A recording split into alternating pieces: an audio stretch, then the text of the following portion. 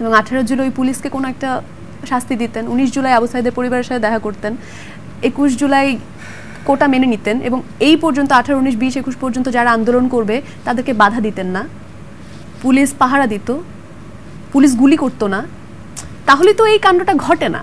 আচ্ছা নীল, আপনার কি মনে হয় যে প্রফেশনালি বা একজন অভিনয় শিল্পী হিসেবে দক্ষতা অর্জনটা একটা মানুষের জীবনে বেশি গুরুত্বপূর্ণ নাকি মনুষ্যত্ব বোধটা অর্জন করা বেশি গুরুত্বপূর্ণ? দুইটাই গুরুত্বপূর্ণ, মানে কিন্তু সবার আগে অবশ্যই মনুষ্যত্ব। সেটা তো প্রফেশন যেটাই হোক, what ever the profession is, মানুষ তো আগে হতে হবে, সবার আগে প্রকৃত মানুষ হতে হবে। যদি এই বৈষম্য বিরোধী ছাত্র আন্দোলনটা সফল না হতো বাই এনি চান্স, তাহলে আপনার কি কোনো লাইফ রিস্কের হুমকি বা কোনো? আমি ঠিক জানি না, হতেও পারতো, কারণ মাঝখানে খুব কিছু উগ্র কথাবার্তার শিকার আমি হয়েছি। প্রশাসন থেকে চাপটা একরকম, আর যখন একটু গুন্ডা পান্ডা টাইপের কথাবার্তা কেউ বলে তখন জিনিসটা একটু শেয়ার করবেন আসলে কেন কিভাবে?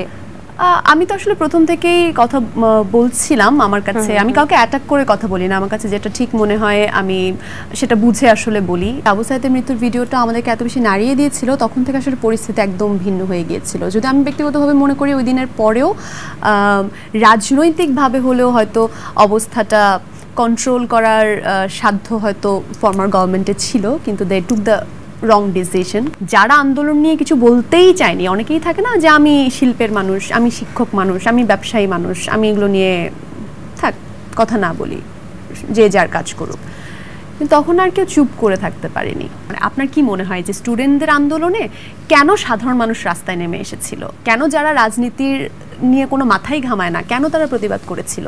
বিকজ সব কিছু চোখের সামনে হচ্ছে এবং প্রশাসন থেকে কোনো যুক্তিযুক্ত উত্তর না দিয়ে খুব বাজে বাজে, খুব হাস্যকর মিথ্যা বলা হচ্ছিল, তো সেটা আসলে কেউ মেনে নিতে পারে। আমি ওইটাই বলছি যে ওই স্টেপটাই তাদের ভুল ছিল। আমি একদম মানে যদি তৃতীয় পক্ষ হয়ে জাস্ট ফ্যাক্ট বলি, যে রাজনৈতিকভাবেও চিন্তা করি, যে আওয়ামী লীগের ভালো চিন্তা করেও যদি বলি, তাহলেও তো আসলে 18 জুলাই, 19 জুলাই এবং 20 জুলাই, 21 জুলাই আবু সাঈদ মারা যাওয়ার পরে তাদের উচিত ছিল আন্দোলনের নিরাপত্তাই দেওয়া, যেমনটা তারা কথা দিয়েছিল যে আন্দোলনের নিরাপত্তা দেওয়া হবে।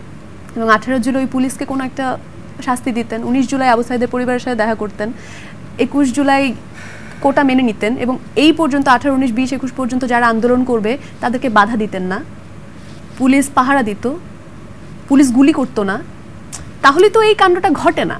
সাবেক সরকারের কিছু বিবৃতিও কি আপনার কাছে একটু অন্যরকম লেগেছে কিনা? যেমন ওনারা বলেছিলেন যে রাজাকার, যে শব্দটা উঠে এসেছিল, সেই রাজাকারটা আপনার কি মনে হয় যে এই ছাত্র আন্দোলন থেকে গণ অভ্যুত্থানে যে রূপটা লাভ করেছে সেটার পেছনে এই রাজাকার শব্দটা অনেক বেশি প্রভাব বিস্তার করেছে? অনেক বেশি না হোক, বাট ওখান থেকে তো আসলে স্টার্ট হয়েছে, মানে ওখান থেকেই তো আসলে অনেক ওই যে থাকে না আগুনের স্ফুলিঙ্গ ছড়িয়ে পড়েছে আর কি। আমরা সেই কথাতে ছিলাম যে ওই আপনাকে ফোন দিয়ে কিছু মানুষ আসলে খুব হুমকি ধামকি দিচ্ছিল, এই বিষয়টা যদি একটু বলতেন। ফোন আসছে অন্য জায়গা থেকে, কেন স্টুডেন্ট এভাবে হত্যা করছে এটা নিয়ে তো অবশ্যই প্রতিবাদ করেছে, এটা আমার অবশ্যই দায়িত্ব, আমি প্রতিবাদ করব এটা নিয়ে, এটা আমি মেনে নিব না। কাজ হারানোর ভয় ছিল না আপনার? অবশ্যই না, মানে কাজ হারানোর ভয় এখানে কোত্থেকে থাকবে? এটা আমাকে অনেকে বলেছে, আমাকে আমার যারা শুভাকাঙ্ক্ষী, আমার ফ্যামিলি, কারণ তখন তো আসলে কেউ জানে না কি হবে, যে দেখো এসব করার দরকার নাই, কখন কি হবে, তোমাকে তো চিনে ভালো মতো, তো তোমাকে ভালো বেশি টার্গেট করে ফেলবে, রাস্তায় 100 জন নামলেও তো দুদিন পর ওদিকে চিনবে না, তোমাকে তো চিনে রাখবে, নিজের কথা ভেবো না, পরিবার, অনেক কথা বলেছে, তোমার কাজ চলে যেতে পারে। কিন্তু আমি চুপ থাকবো কিভাবে? মানে এটা কি সম্ভব নাকি? তো আমি তো খারাপ কিছু বলছি না, এরকম একটা ব্যাপার। তো ওই সময়টা আসলে অনেকে নিতে পারে না, দেখেছে যে আমি তো আসলে অনেক শো করি, তো তাদের কাছে ওই যে চিনে, তো অনেকে আমার স্টেটাস, আমার ছবি নিজেদের মতো করে বিকৃত করে সেটা মেসেঞ্জারে চালাচালি করেছে, পার্সোনালি হোয়াটসঅ্যাপে আমার ছবি পাঠিয়েছে, মানে আমাকে চিনিয়ে দিচ্ছে সবার কাছে, এবং সেটা একদম রুট লেভেলের কর্মীরা যারা দলীয় তারা করছিল। তো এর মধ্যেও তো অনেকে আসলে পরিচিত থাকে, হয়তো আমাকে চিনে, আমার ভালো চায়, আমার কাছে ফোন এসছে যে নীল তুমি একটু করো, মানে তোমাকে কিন্তু মেসেঞ্জার গ্রুপে দেয়া হয়েছিল আপনার ছবি? আমি তো সেটা জানি না, আমার কাছে স্ক্রিনশট আছে বা কিছু দলীয় থাকে না হয়তো ইউনিভার্সিটিতে, আমি তো অত ভালোভাবে ওদেরকে চিনি না, ওরা আমাকে চিনে। কি উদ্দেশ্যে দেওয়া হয়েছিল ছবিগুলো? যে লুক শি ইজ নীল হুরে-জাহান, সে এরকম কথা বলছে সরকারের বিরুদ্ধে, এটা সেটা, সে মানে খুবই অ্যাবসার্ড কথাবার্তা, মানে যেটা হয় আর কি, আপনার বিরুদ্ধে ব্যবস্থা নেওয়া হবে, হ্যাঁ আমার বিরুদ্ধে কেন ব্যবস্থা নেওয়া হচ্ছে না, এই ধরনের কথাবার্তা। এবং খুবই অ্যাগ্রেসিভ। রাষ্ট্র সংস্কারের দায়িত্বের জন্য একদম সবার, এবং বিগত যে সিলেটের বন্যা আমরা দেখেছিলাম সেখানেও কিন্তু এত সর্বস্তরের মানুষের ঝাঁপিয়ে পড়ার বিষয়টা আসেনি, এবার যতটা বেশি দেখা গেছে, তাই না? আচ্ছা আচ্ছা। এবং এবারে বন্যাটাও খুব ভয়াবহ ছিল, কারণ সাধারণত ফেনীতে কখনো বন্যা হয় না। আমার তো জন্ম বেড়ে ওঠা সেখানে, কখনোই এই পরিস্থিতি হয় না। এবারই, এবং সেটা এত বাজেভাবে হয়েছে, যেখানে ফেনী মেইন পয়েন্ট, যেটা ফেনী তো একটা টাউন, মানে একটা জেলা শহর, সেখানে একতলা পর্যন্ত পানি উঠে গেছে। তার মানে গ্রামের দিকের দুর্দশার কথা মানে চিন্তাও করা যায় না। তো এটা কখনোই তারা অভ্যস্তই না এই জিনিসটাতে। মানুষ মানসিকভাবে যে শকটা পেয়েছে, আনবিলিভেবল। তারপরে তো অর্থনৈতিক ক্ষতি, প্রাণনাশ, এগুলো তো আছেই। ফেনীতে জন্ম বলেই কি বানভাসীদের সাহায্য করার জন্য এই দৌড়ে গেলেন, নাকি আসলে হতে পারে, এটা বলে ভুল হবে না। হয়তো ওখানে আমার জন্মস্থান বলেই আমার হয়তো টানটা একটু বেশি কাজ করেছে, কারণ আমি তো ওই জায়গাটা আমি দেখতে পাচ্ছি ছবি। এখন যে ছবিটা আমি দেখছি পানিতে ডুবে আছে, ওই জায়গায় তো আমি হেঁটেছি, খেলেছি, তো অবশ্যই আমার টানটা একটু বেশি কাজ করেছে আমার নিজ থেকে। আমি এর আগেও তো যে কোনো বন্যায় হয়তো নিজের যতটুকু সাধ্য সামর্থ্য আছে আমি বিভিন্ন জায়গায় আমি সাহায্য করি, সেটা মানে বলার কিছু নেই। কিন্তু ফেনীতে আমি করেছি প্রথম থেকে, আমি আমার যতটুকু সামর্থ্য হয়েছে আমি দিয়েছি। কিন্তু একটা সময় পরে গিয়ে নিজে যাওয়ার যে টানটা, সেটা আমি অনুভব করেছি যে আমি নিজে যাব, আমি নিজে গিয়েছি। আপনি একটা স্ট্যাটাস দিয়েছিলেন সেই সময়টা যখন বন্যা একদম তুমুল আকার ধারণ করে, বলেছেন যে আপনার পরিবারের মানুষও নাকি আটকা পড়েছিল। হ্যাঁ, একটু বলবেন? কারোর সাথেই কথা হয়নি, মানে তুমি চিন্তা করতে পারবে না এত দুঃসহ একটা অবস্থা, যে একটা জায়গায় কোনো ইন্টারনেট, ইলেকট্রিসিটি কিচ্ছু নাই। কিন্তু তুমি চিন্তা করতে পারো, তুমি ঘরের মধ্যে বসে আছো, এবং সেটা কিন্তু ধরো দালান, 6-7 তলা বিল্ডিং এরকম। ওখানকার মানুষ কিন্তু বেশ আধুনিকভাবে চলে ফিরে অভ্যস্ত, আমি শহর এলাকার কথা বলছি।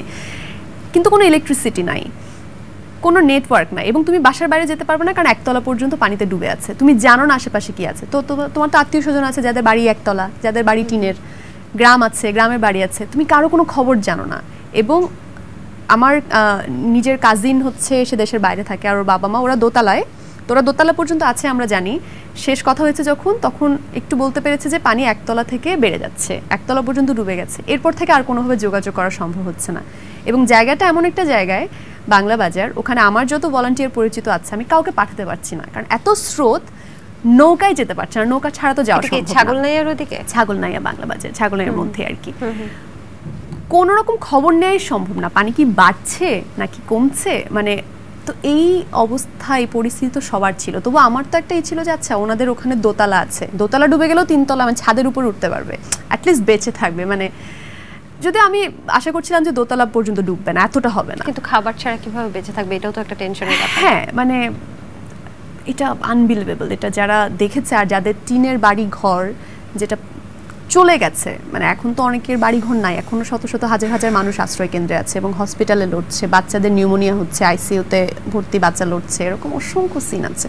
পুনর্বাসনের জন্য যারা কাজ করছে তারা হিমশিম খাচ্ছে ডেটা কালেক্ট করতে, বাট চেষ্টা করে যাচ্ছে মানুষ, এটা হলো আশার কথা। তাও মনে হয় মানুষ, স্বেচ্ছাসেবক, এরা হচ্ছে থাকাটা মানে আমাদের অনেক বড় একটা শক্তি, সাহস।